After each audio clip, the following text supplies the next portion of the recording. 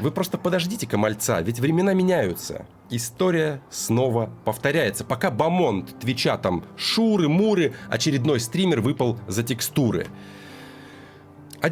Я вам клянусь, он угрожает, блядь. Он угрожает подстроить гибель какого-то стримера под несчастный случай, либо саму... Ну, что, блядь?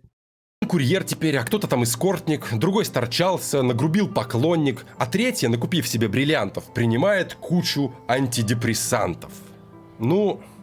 Блять, у него это было в этой документалке про его жизнь, напоминаю, которую он снял про себя сам. И там было, что он оскорблял людей за то, что они курят, пьют алкоголь, матюкаются матом и пьют антидепрессанты. Прикиньте, жесткое оскорбление. Человек пьет антидепрессанты.